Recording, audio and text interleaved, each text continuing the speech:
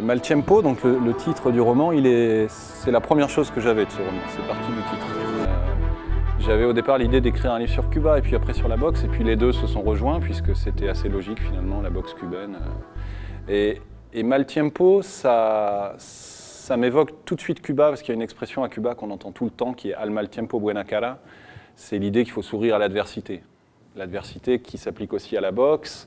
Donc les deux étaient déjà liés dans l'expression même, qui est une expression, et pour cause, très populaire à Cuba, contre mauvaise fortune, bon cœur. C'est vrai que quand on est cubain aujourd'hui, c'est une leçon de survie, c'est une nécessité. Et en même temps, dans Maltempo, il y a toute la notion du temps. Alors du tempo, évidemment, hein, la boxe, la chose primordiale en boxe, c'est le tempo. C'est vraiment la cadence, c'est le rythme. Mais c'est aussi le rapport au temps, plus généralement, parce que à Cuba, il y a comme un temps suspendu. On a l'impression, quand on y est, presque physiquement, cette impression que l'histoire est arrêtée, que les choses sont en suspens. Donc il n'y a plus d'action possible, puisqu'il n'y a plus de temps. Et au contraire, les boxeurs, dans leur petite salle ou sur leur ring, pendant 4 fois 2 minutes, puisque c'est de la boxe amateur, ils ont une possibilité d'agir, parce que d'un seul coup, le temps a une vraie réalité, une vraie densité. Donc il y avait toute cette réflexion-là, vraiment la réflexion à la fois sur le temps, sur la maîtrise du temps, la façon dont on est dominé par le temps. Le narrateur, il le dit très tôt dans le livre, le temps lui est passé devant, parce que sa carrière a défilé trop vite pour lui, il s'est fait très vite déborder par les événements, il n'a pas fait ce qu'il voulait faire en boxe. Au contraire, Johan Rell est un personnage qui domine parfaitement le temps, qui impose son propre temps, son propre tempo à l'adversaire, c'est ça sa force. Et puis aussi, cette leçon de sourire à l'adversité. Pour remettre ça en perspective très rapidement, le narrateur est un boxeur en fin de carrière, pas très brillant, et qui va rencontrer, au moment où sa carrière s'achève, rencontre Johan Rell Corto, qui est un jeune espoir cubain dont la carrière commence. Et il y a une espèce comme ça de rencontre entre une carrière naissante et une carrière qui s'achève. Et la particularité de Johan Rell, c'est que c'est un personnage qui a un talent absolument hors du commun. Et surtout, c'est un personnage qui a une vision de la boxe un petit peu différente. Il est dans une exigence par rapport à lui-même, en fait. Il n'est vraiment pas dans la recherche de l'honneur ou dans la recherche des victoires.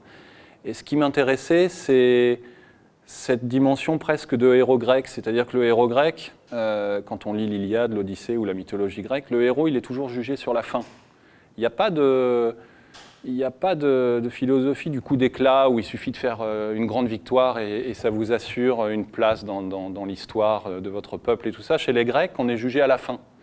Et il y a vraiment cette dimension-là qui est une des tensions du roman, c'est comment va-t-il réussir à sortir la tête haute de cette impasse qu'est la boxe. Parce que la boxe, toute l'histoire de la boxe est comme ça, c'est des histoires de déchéance sur la fin, même les plus grands, même Mohamed Ali, même Joe Frazier, même tous ces gens-là sont sortis à un moment trop tard, ils ont fait le combat de trop, ou alors ils se sont fait battre par moins fort qu'eux, où il y a eu des magouilles. Et il y a vraiment une difficulté particulière en boxe, et en sport en général, mais vraiment en boxe, plus particulièrement, c'est difficile de sortir de la boxe autrement que vaincu, autrement qu'en étant un peu corrompu par ce milieu. Et lui a vraiment cette dimension, chercher la fin qui fait de lui vraiment un héros. Comment trouver une fin qui soit une belle fin, quoi, qui soit une fin digne. Ce qui m'intéressait, c'est que c'est un narrateur à la première personne. Et c'est vrai que souvent la première personne, dans le roman, ça permet d'évoquer des souvenirs, d'évoquer des préoccupations personnelles, de parler de soi. Et là, tout le défi, au contraire, consiste à se servir de ce narrateur comme une sorte de caméra sensorielle. Il n'a pas besoin de dire les choses non plus pour qu'on sente quelle est sa vision de Cuba, pour qu'on sente son amour pour la boxe, pour qu'on sente son dégoût de l'injustice quand Johan Rell, le héros cubain, va avoir des ennuis parce qu'un touriste a essayé de lui piquer la copine qu'il venait de rencontrer dans une boîte de nuit, ou quand il est maltraité par ses entraîneurs, quand on sent toute la contrainte du régime cubain. Le narrateur n'a pas besoin de s'exprimer, puisque de toute façon, l'émotion, l'important, c'est pas que l'émotion soit exprimée par le narrateur, c'est qu'elle soit créée chez le lecteur. Et je pense que c'est respecter le lecteur que de lui donner tous les éléments d'action, de dialogue, de construction de scène, pour que lui, après, ait la liberté de projeter ses propres émotions, de projeter sa propre personnalité, dans le récit. Et moi, c'est vraiment ce qui m'intéresse, c'est-à-dire de respecter le lecteur, de lui faire confiance pour avoir sa lecture du livre, lui donner les éléments d'action, les éléments romanesques, pour que lui, après, voilà, ait ses propres émotions.